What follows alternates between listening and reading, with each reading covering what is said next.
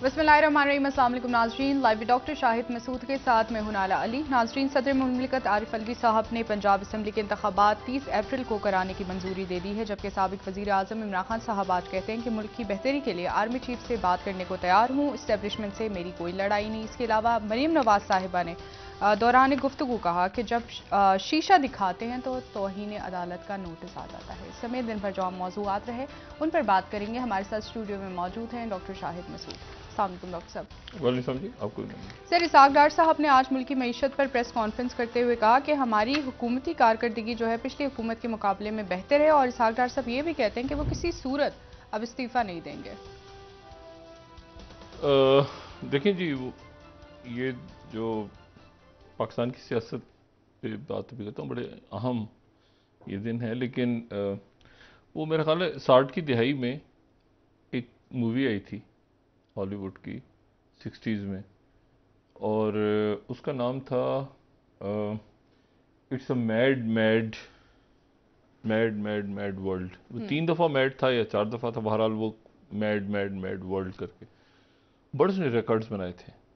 सही।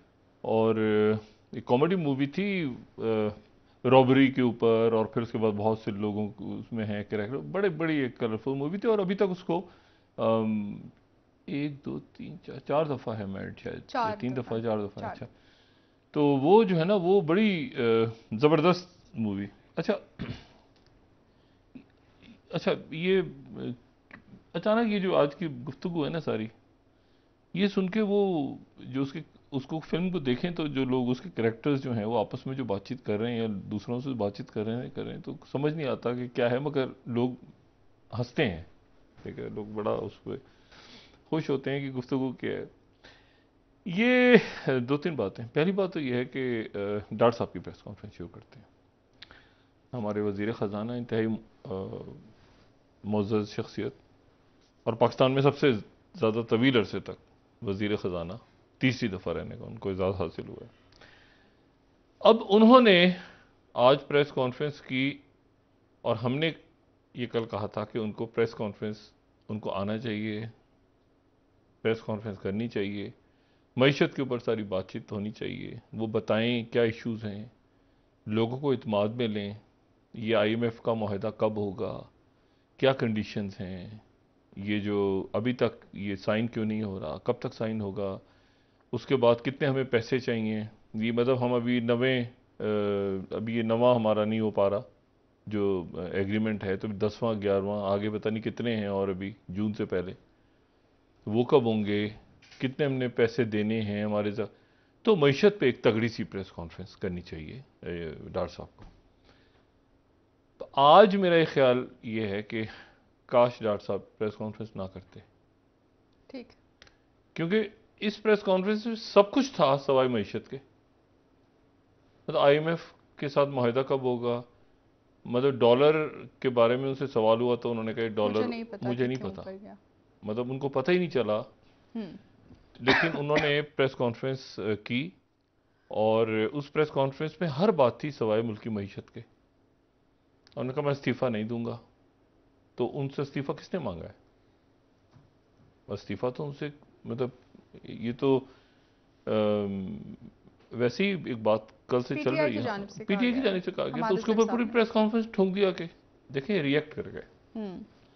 इसहाक डार साहब को रिएक्ट नहीं करना चाहिए, और इसमें आके वो अगर इमरान खान और ये और शब्बर जैदी साहब को खोज गए और ये है और वो है, तो उनको आके एक बहुत ही एक तहम्मुल के साथ, ये बिल्कुल आज वही हुआ है जो एक दफ़ा उन्होंने कहा था ना, IMF को ऐसी की तैसी कर दूंगा मैं IMF की। ये उस तरह की प्रेस कॉन्फ्रेंस थी, और किसी बात पे वो रिएक्ट कर गए इसहाक डार साहब। वरना वो ये जो जब वो आ रहे भी है ना, गुस्से में चलते हुए आ रहे हैं, देखें लग रहा है जैसे वो कुश्तों के पुश्त, वो इसहाक डार साहब के एक ठंडे मिजाज के आराम से तो रिएक्ट कर गए। उनको रिएक्ट नहीं करना चाहिए था, उनको मुल्क की मईशत के ऊपर लोगों को इत्मीनान में लेना चाहिए था, ताकि उसके नतीजे में ये बात हो कि मुआहदा कब तक होगा, क्या प्रॉब्लम्स थे। अब मैं इमरान खान को बताऊं, मैं ये करूं, क्या हो गया। फिर उन्होंने एक और बात की, लाने वालों ने हमें कहा, मतलब इनको कोई लाए थे?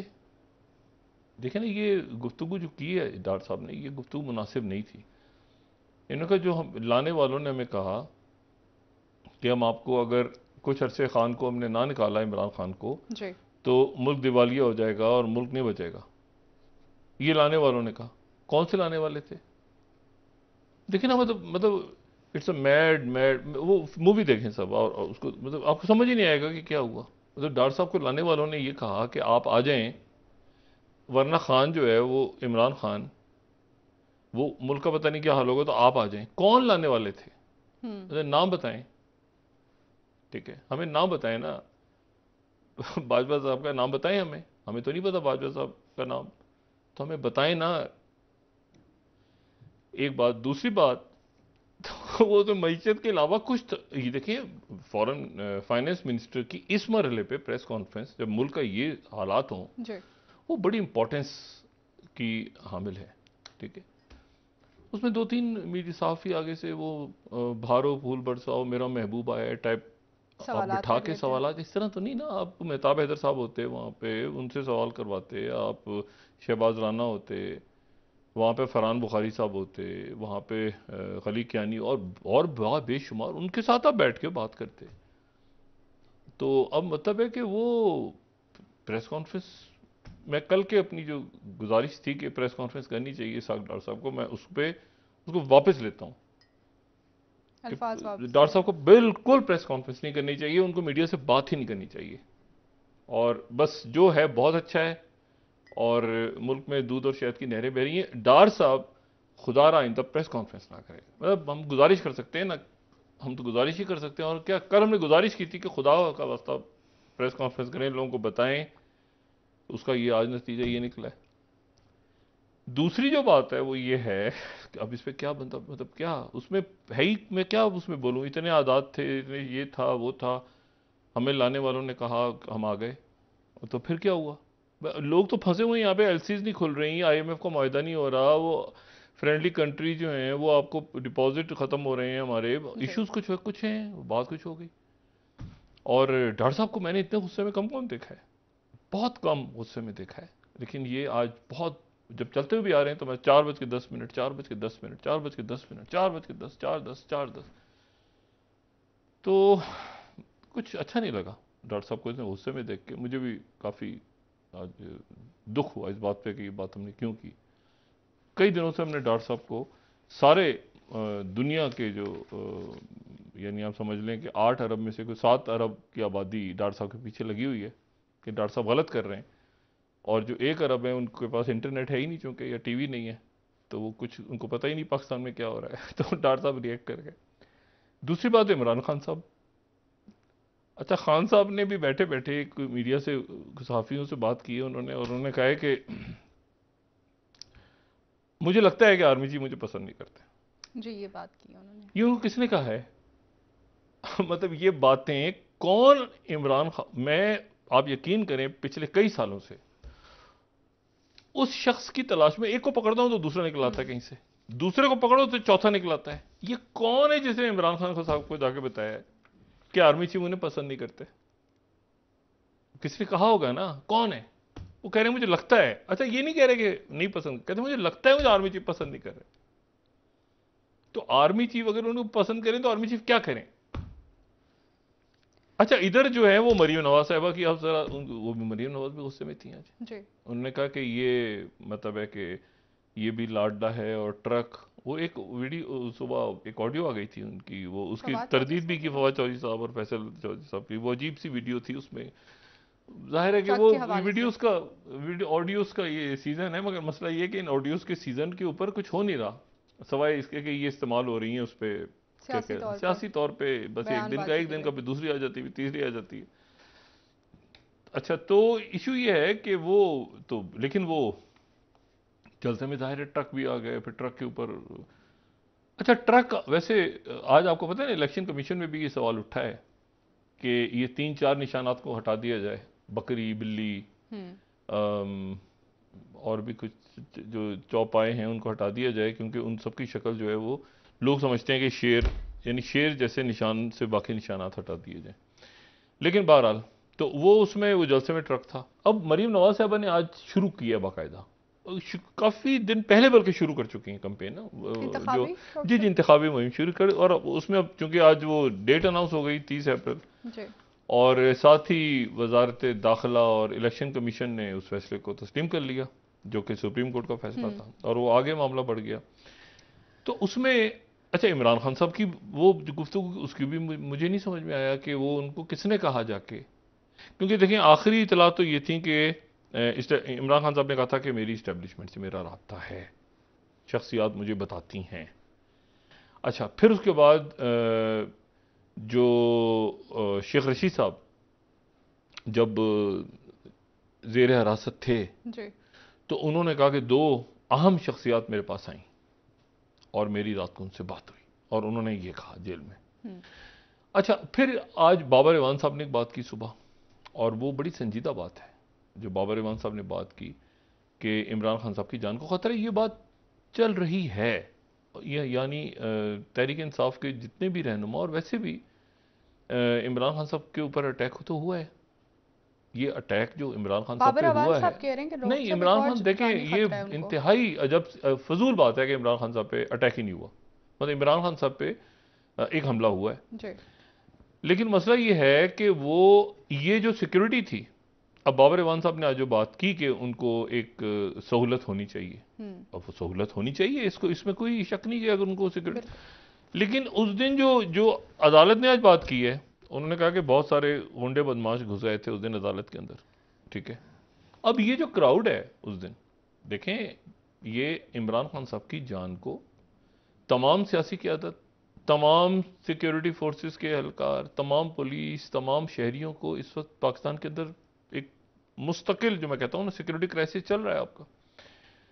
अब उसमें तरीका क्या होना चाहिए था? तरीका ये होना चाहिए था, हम कह सकते हैं ना सिर्फ कोई 20, 25, 50, 200, 250 लोगों को आप सिक्योरिटी कार्ड्स इशू करें और वो खान साहब के आसपास किसी को भी ना जाने दें।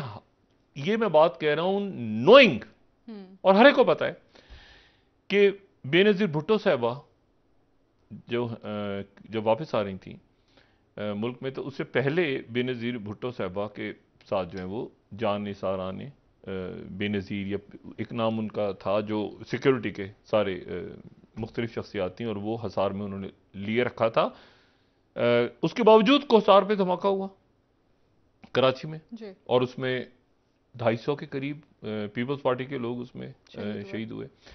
और जब बेनज़ीर भुट्टो साहबा यहाँ पर जब हुआ, जिसमें बेनज़ीर भुट्टो साहबा खुद शहीद हो गई, तो भी इनके अच्छा देखें होता ही है ना कि वो नहीं मानते कारकुन, तो जज्बाती होते हैं, वो कार्ड जिनको इशू होते हैं वो हसार तोड़ के आगे बढ़ जाते हैं वो।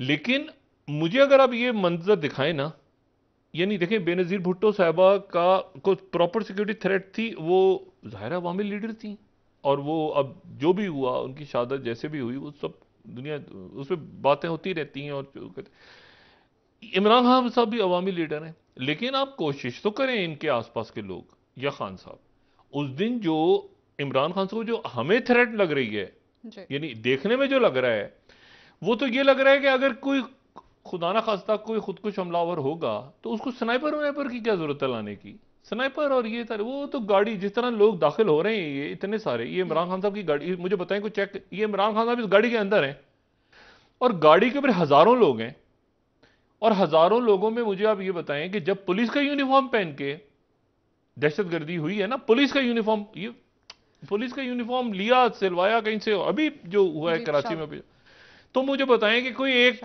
आदमी जो है वो अपने यहां पे पीटीआई का झंडा डाल के और इस क्राउड में घुस जाए। ये क्राउड देखें, यहां कोई चेकिंग है, यहां कोई खान साहब की, ये खान साहब की गाड़ी है अंदर जी।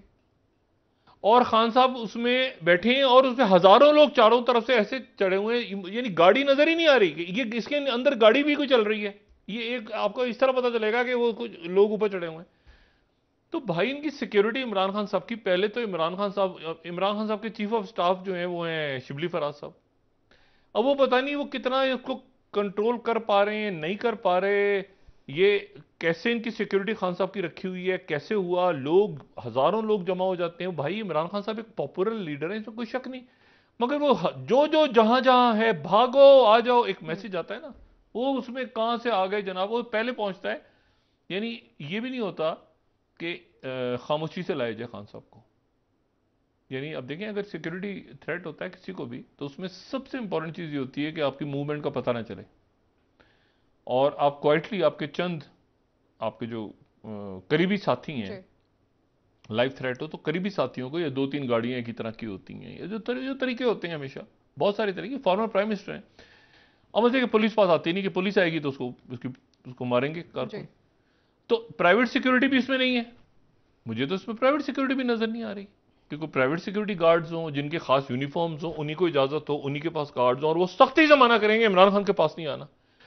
तो इतने सारे हजारों लोगों, ये इमरान खान साहब की सिक्योरिटी के जो लोग हैं उनकी जिम्मेदारी, फिर वो अदालत में भी घुस गए, ठीक है, और अदालत में अच्छा। फिर तीसरी बात ये कि ये तो ना, मुझे मरीम नवाज साहबा की का जलसे की तकरीर आज जो थी वो इंतखाबी मुहिम शुरू हुई है। प्रॉब्लम ये है कि यहां पर लोगों का इशू, इलेक्शन तो एक तरफ है, ये इसकी मईशत को करना क्या है। अब देखिए ना, मईशत का इशू है तो उसके ऊपर भी फवाद चौधरी साहब बात करते हैं, सियासी इशू है तो फवाद चौधरी साहब बात करते हैं। आज एक और हुआ मामला कि शाह महमूद कुरैशी साहब और असद उमर साहब रिहा हो गए। इसीलिए मरीम नवाज साहबा ने दोबारा वो बात की है ना कि इमरान खान साहब जो है उनको अभी भी उनके सहूलत का आ रहे हैं, और इस तरह करके बात सारी। तो वो कौन है, मतलब हमें बताया जाए कि कहां पे कौन से लोग हैं जो अभी भी इमरान खान को सपोर्ट कर रहे हैं। इमरान खान साहब कह रहे हैं मैं उसे बात नहीं करते आर्मी चीफ, मतलब हमें कुछ पता चले। अच्छा, डार साहब तो खुदा रहा, डार साहब से तो 10 बजे तब प्रेस कॉन्फ्रेंस ना करें इनका, मतलब ब्रेक का वक्त हुआ डॉक्टर साहब, फॉर्म का जो इस्लामाबाद पुलिस ने मीडिया के साथ किया वो डॉक्टर साहब कर दे तो कितना अजीब सा लगेगा। तो बात ही ना करें, वो मतलब तो भारो फूल बरसाओ टाइप एक लोगों को बिठा के वहां सब अच्छा है गुडी, वो वैसे ही हम अपनी पार्टी के हमें कहते हैं, वैसे ही कह देते हैं दूध और शहद की नहरें बह रही हैं। इतना गुस्सा करने की क्या जरूरत है। एक ब्रेक ले लेते हैं, ब्लड प्रेशर बढ़ता है, आदमी की बीमारियां 100,000, अल्लाह ताला खैरी सके। डॉक्टर साहब को सेहत के लिए अच्छा नहीं है इतना गुस्सा। ठीक है डॉक्टर साहब, नाज़रीन यहाँ पर एक ब्रेक ले लेते हैं, हमारे साथ रहिए।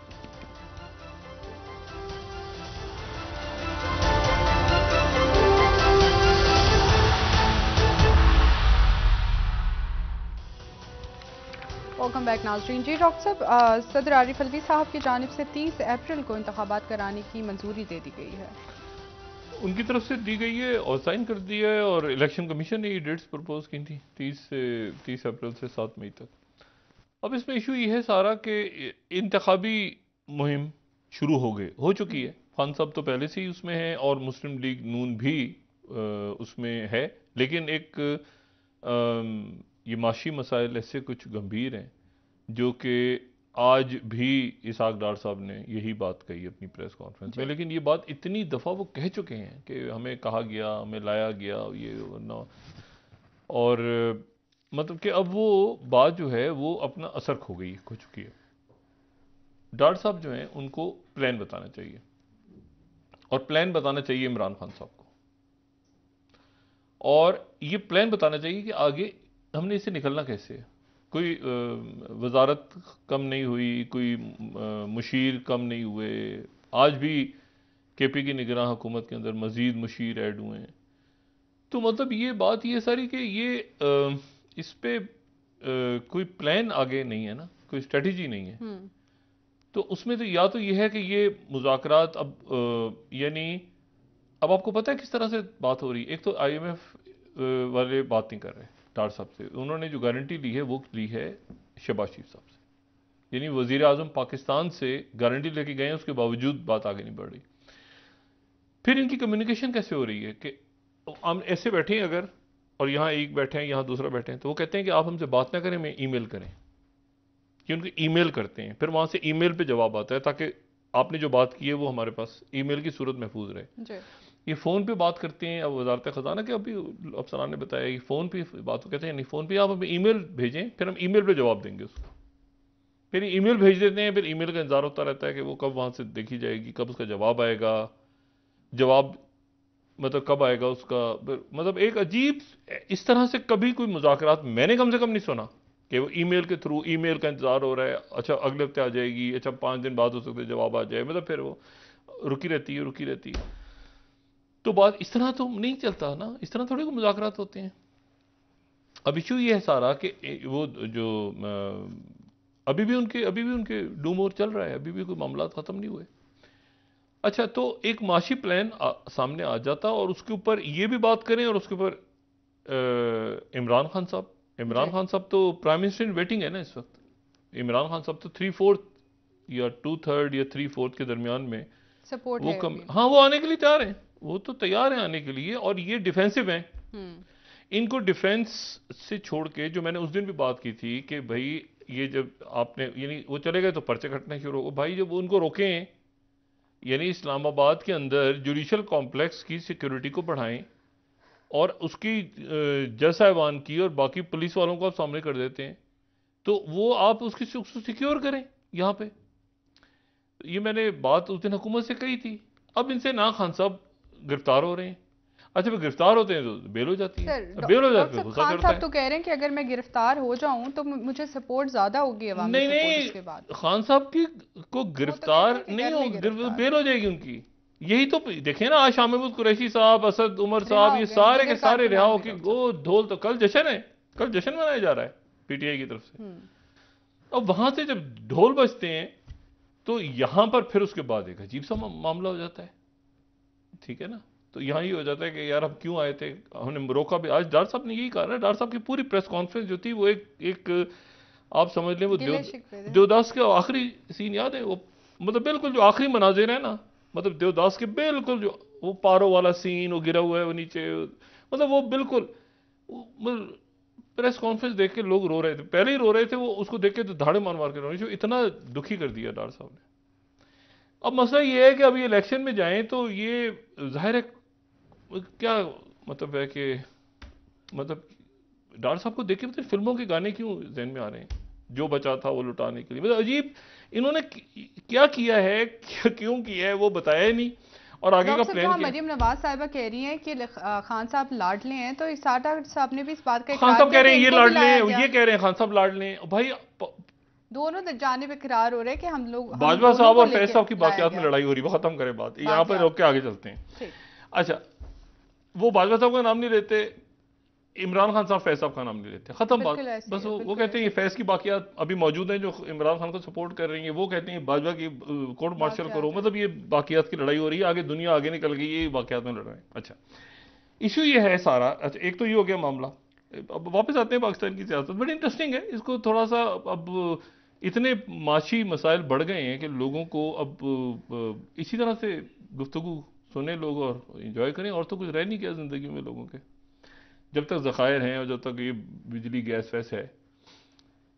अच्छा, अब इशू ये है कि एक दो इवेंट्स बड़े इंटरेस्टिंग हुए हैं। जी अब बरह रास्त पाकिस्तान पे असर है, ये ध्यान में रखें। पाकिस्तान चारों तरफ से खत्ते में, इंडिया में 2 दिन G20 हुई, जी, G20 समिट, आप बात कर चुके ठीक हैं। है, 19 और 1 यूरोपीय यूनियन और फिर यूनाइटेड नेशंस के नुमाइंदे भी और अफ्रीकन यूनियन, ये सारे।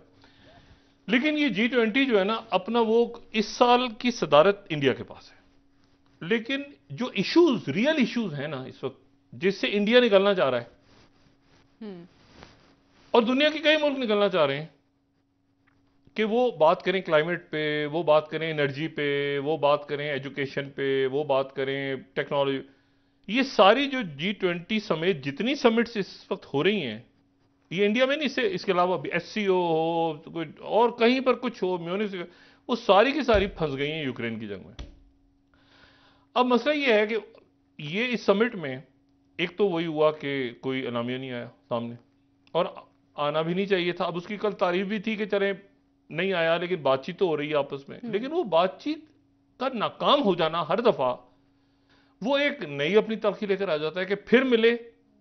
यानी आप देखें ना कि रशियन फॉरेन मिनिस्टर और एंथनी ब्लिंकन की 1 साल के बाद मुलाकात हुई और 10 मिनट तक गपशप लगी, लेकिन उसके बाद दोनों ने, जी उसके बाद जो उनका एक थिंक टैंक है ऑब्जर्वर फाउंडेशन गालिबन, तो उनका रईसाना डायलॉग में जो उसमें जो गुफ्तगू की फॉरेन मिनिस्टर लेवरॉव ने, तो उन्होंने उसमें खुल के उन्होंने यूक्रेन का केस पेश किया, और उनके जो बड़े यानी बड़े ज़बरदस्त उनसे इंटरव्यू जो कर रहे थे जो लेवरॉव से, तो उन्होंने 2-3 दफ़ा कहा कि तुम आपको नहीं पता, मेरा ख्याल से तुम बगैर तहरीर के आए हो, तुम्हें पता ही नहीं है। सवाल जवाब के दौरान इस तरह की बात की। तो लेवरॉव जो है उन्होंने पूरा केस किया, और वो मतलब वो जो एक थिन लाइन, बैलेंसिंग लाइन है ना, इंडिया उसको रख तो पा रहा है, कई मुल्क रख पा रहे हैं उसको, कई मुल्कों ने रखा हुआ है अभी तक सिलसिला। उन्होंने कहा कि जी ये लेवरॉव की जो गुफ्तगू थी, फॉरेन मिनिस्टर लेवरॉव की, उन्होंने कहा जी हम तो,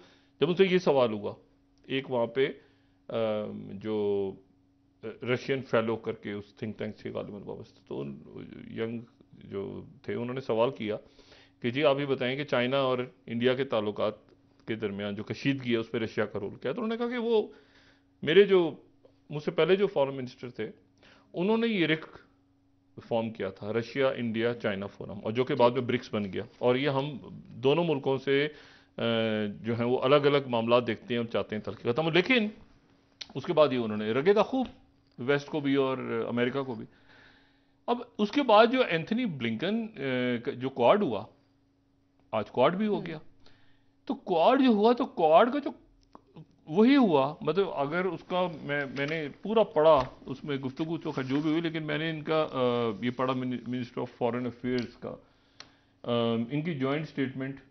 अब जॉइंट स्टेटमेंट जो आई है सामने क्वाड फॉरेन मिनिस्टर्स की, ये जो 10वीं स्लाइड है, इसमें एक इंटरेस्टिंग बात यह है कि क्वाड की इसमें यानी ब्लिंकन भी अच्छा जापानीज फॉरेन मिनिस्टर आ गए थे लास्ट मिनट पे, तो एक फोरम पूरा था फॉरेन मिनिस्टर्स का।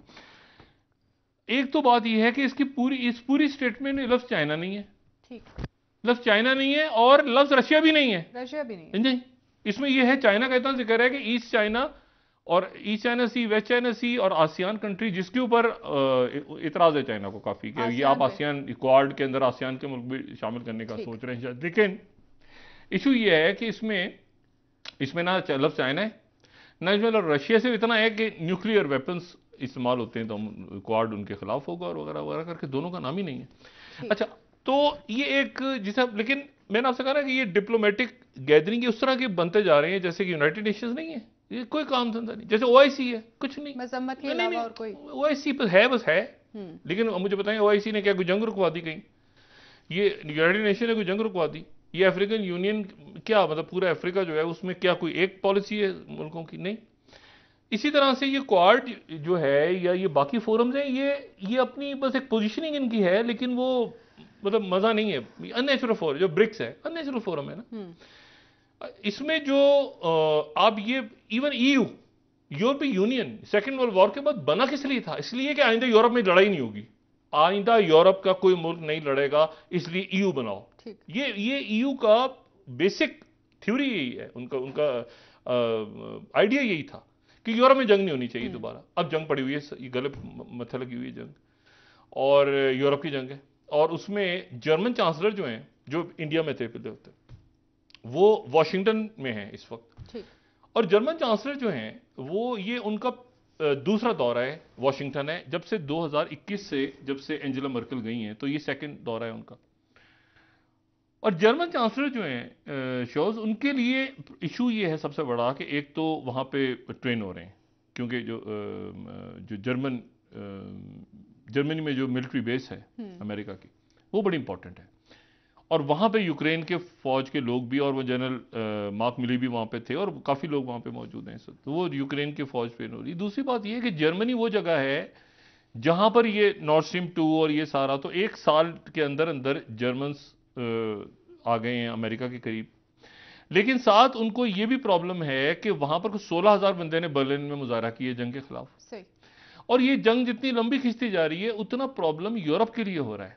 उसकी वजह यह है कि वो मतलब एक जैसे फिटीक होती है ना, तो बहुत फिटीक हो गई ना, मतलब पहले ही 5-6 हफ्तों में होते हैं ना, ये सिनेरियो वो सिनेरियो फलां सिनेरियो, ऐसे होगा यूं होगा यूं होगा, फिर तंग बेजार हो जाते हैं लोग। अच्छा, यूरोप के अंदर मसला बहुत बड़ा दूसरा है, ये नहीं है कि यूरोप जो है वो लिबिया नहीं है, सॉरी ये यूक्रेन को लिबिया नहीं है कि तबाह हो गया तो अब भूल गई दुनिया, यमन तबाह हो गया तो यार जहन्नुम में गया, ऐसे नहीं है।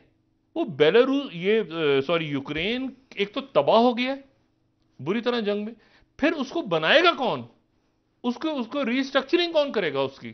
उसको पैसे कौन देगा? देखिए वर्ल्ड वॉर 2 के बाद जो हाल हुआ था यूरोप का, तो उसके बाद उसकी रिकंस्ट्रक्शन एक बड़ा मुश्किल मरहला था शहरों का, बिल्कुल बिल्कुल। अब मसला ये यूरोप के बीच में एक शहर है, एक मुल्क है जो बर्बाद हो गया है, यूक्रेन। उसके हिस्से बकरे इधर उधर दाएं बाएं हो गए, कितने उसके टुकड़े हुए हैं, अभी जंग चल रही है, कब तक चलेगी खुदा जाने। तो उसकी अभी तो जंग ही खत्म नहीं हो रही, तो और हजारों लाखों की तादाद में लोग जो है वो माइग्रेट कर गए, और ज्यादातर उनका जो है वो पोलैंड की तरफ जा रहे हैं। तो इशू ये है कि ये अब इसको खत्म, पीस टॉक्स ही नहीं हो रही। और लेवरोव ने यही कहा ना कि वो, उन्होंने कहा कि प्यूटिन हटेगा, जेलेंस्की ने कहा तो मैं टॉक शुरू करूंगा। तो जेलेंस्की को समझ ही नहीं, कुछ नहीं है, बाइडेन से बात करेंगे डायरेक्ट अमेरिका से। और बेलारूस के जो प्रेसिडेंट है वो कामयाब दौरा किया उन्होंने वहां का, चाइना का। अब इस पूरे पिक्चर में जो इशू है सारा वो ये है कि ये जंग अगर बढ़ती है, मतलब यहां पर तमाम लोग, अब इसको एक लंबी जंग, स्टेलमेट तो नहीं है ना, वो बढ़ रही है आगे। स्टेलमेट तो ये कि ये साइड भी, वो रशिया आगे ऑफेंसिव पे जा रहा है ना। जर्मन्स के लिए वो, अब देखें बाइडेन, और इतना खामोश दौरा है, बताया जा रहा है कि वहां ना कोई प्रेस टॉक हो रही है जर्मन चांसलर की ना, लेकिन यूरोप का केस वो करेंगे सामने। और जर्मन्स के लिए इसको संभालना, पूरे यूरोप के लिए इतनी ज्यादा महंगाई, इतने ज्यादा प्रॉब्लम्स, और ऑयल कहां से आएगा, गैस कहां से आएगी, ये पोस्ट पेंडेमिक दुनिया किस तरह शक्ल इख्तियार करी, कैसे होगा, उसमें ये बड़ी बदकिस्मती है कि कोई भी शख्स, अच्छा सुलह कौन करवा सकता है, ये कमाल देखें, चाइना। अच्छा चाइना के वो जो 12 पॉइंट्स हैं, अच्छा आज जो मुलाकात हुई उनके फॉरेन मिनिस्टर की, इंडियन फॉरेन मिनिस्टर के साथ, तो उनकी मुलाकात तो हुई उसमें, और मुलाकात अच्छा है कि होनी चाहिए, और ये एक बहुत अच्छा, ताकि ये जंगें कम हों और सब कुछ हो। लेकिन अगर मैं द हिंदू को कोट कर रहा हूं यहां पे, उनके मीडिया को, चाइना सेज, जो छठी खबर है, चाइना सेज कि border should be kept in proper place, calls for resuming direct flights in India. यानी हर चीज में बात करो, लेकिन वो जो बॉर्डर इश्यूज हैं उस पर बात नहीं करो। चाइना की तरफ हाँ, से मतलब फॉरेन मिनिस्टर ने कहा कि उस पर बात नहीं करो। और इसके साथ ही जो है वो हिंदू ही कह रहा है कि चाइना ने ये क्वाड मीटिंग की कंडेम किया, जो 8th स्लाइड है, और अपोजेस एक्सक्लूसिविटी। अच्छा, और उसमें उन्होंने कहा कि यहां पे बात ना करें आप, और आप जो हैं वो इसके अलावा आप कोई और बात करें, मतलब इसके लिए इसको प्रॉपर, मतलब ट्रेड की बात करें, फ्लाइट्स की बात करें, कैसे बात होगी, लेकिन ये प्रॉपर प्लेस पे बात करें जहां पर कुछ नहीं हो रहा मई 2020 से, जहां पर एक स्टैंड स्टिल है। इवन यानी कोई म्यांमार पे भी बात नहीं हो रही, कोई नेपाल पे भी बात नहीं हो रही, कोई भूटान पे भी बात नहीं हो रही, कोई, मैंने, ये तो मीडिया है ना, वैसे भी लोगों से पूछा कि भाई इन इश्यूज पे कोई बात हो रही है, मतलब भूटान या नेपाल, या जो आपका ख्याल है कि ये चाइना के प्रो गवर्नमेंट्स आ रही हैं, म्यांमार, ये, तो इन पे कोई बात हो रही है, या आप कहते हैं कि जी नागालैंड की, कहते हैं नहीं इस पे बात नहीं हो रही। तो अच्छा, इस पे बात अगर नहीं हो रही, फिर उसके बाद क्या ये बात वहां पर उनसे हो रही है? वो तो एक पब्लिक पॉस्चरिंग है ना, कि वो बात आपने कर दी कि जी वेस्टर्न मीडिया हमारे बारे में ये कह रहा है, फलां कह रहा है, ऐसे करके। लेकिन हकीकतन हकीकतन ये इंडियन इस्टेब्लिशमेंट को इस बात का अंदाजा है कि वहां से कोई ना कोई ऐसा वेस्टर्न, जो वेस्ट की तरफ से अचानक आना शुरू होता है ना, जैसे अदानी को उन्होंने टोटल, उसके बाद वो कब बीबीसी की डॉक्यूमेंट्रीज, कि मतलब हम उधर हैं मुकम्मल तौर पे, वेस्ट हमें उस तरह कभी आपने सुना जापान के बारे में इस तरह स्टोरीज आ रही हैं? कभी ने सुना ऑस्ट्रेलिया के बारे में आ रही हो? कोई क्वाड के बाकी मेंबर्स भी तो हैं, लेकिन इंडिया स्पेसिफिक स्टोरीज आप देखें तो आखिर क्या चक्कर है? मतलब आखिर इशू क्या है कि इंडिया की जो, मतलब एक तरह से आपको सुपरफिशियली लगेगा बहुत जबरदस्त मामला, लेकिन वो अगर चाइना का नाम ही नहीं ले रहे, अगर वो जंग छिड़ गई चाइना से, और चाइना का, और उस वक्त वो जॉर्ज फर्नांडिस, इनके बड़े जबरदस्त एक फिगर इंडियन पॉलिटिक्स को हम भूल नहीं सकते, उन्होंने ये कहा था, उस वक्त मजाक उड़ा था उनका, उन्होंने कहा था कि जो एनिमी नंबर 1 है वो चाइना है इंडिया का। तो बड़ा उस वक्त उनका सब मजाक उड़ा के लोगों ने साइड पे कर दिया था उनको, कि एनिमी नंबर 1 जो है वो चाइना, पाकिस्तान नहीं है जी। अच्छा, अब अगर मुझे बताएं कि, और ये अच्छा है कि पाकिस्तान और इंडिया के दरमियान सीजफायर, जो सबसे अच्छी इस पूरे हालात में जो सबसे अच्छी चीज है वो सीजफायर है। लेकिन मैं चूंकि इंटरनल पॉलिटिक्स को छोड़ दें कि वो राहुल गांधी ने क्या कहा है कैम्ब्रिज के अंदर अपने खिताब, वो छोड़ दें, मैं ये जो स्ट्रेटेजिक इश्यूज हैं ना, इन स्ट्रेटेजिक इश्यूज को जब तक कहीं खुल के नहीं आएगी ना चीज सामने,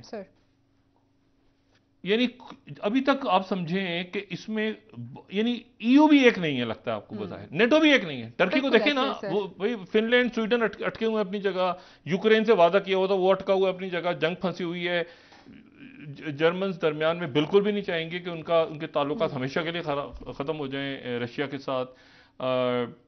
तो इशू मैं सिर्फ ये कह रहा हूं कि ये इतने इंपॉर्टेंट इवेंट जो हो रहे हैं पूरे खित्ते में, और डायलॉग हो रहा है और ब्लॉक्स बन रहे हैं, पॉलिसी डिसाइड हो रही है, तो पाकिस्तान में इस वक्त हो क्या रहा है? मतलब पाकिस्तान में एक तो इकोनॉमी बिल्कुल सत्यानाश, बेड़ा गर्क, और अब तो पूछना भी नहीं डर के हमने कि भाई क्या करना है, क्योंकि आगे से अगर ऐसा रिस्पॉन्स आना है, मतलब है कि खुद हमें डर दुख, पहले दुखी लोग हैं और दुखी हो जाएं तो फिर तुम पूछेंगे भी नहीं है। बहुत शुक्रिया डॉक्टर साहब, प्रोग्राम का वक्त खत्म, मगर कोई बताए तो सही ना कि होने क्या जा रहा है। ठीक हो गया नाजरीन का, या ना बताया अगर इस तरह बताना है तो ठीक हो गया। डॉक्टर साहब शुक्रिया। नाजरीन कल इंशाल्लाह दोबारा आपसे मुलाकात होगी। मुझे नाला अली को इजाजत दीजिए। अल्लाह हाफ़िज़। अपने दोस्तों रिश्तेदारों गुरदनवा के लोगों का सब ख्याल रखिएगा। अल्लाह हाफ़िज़।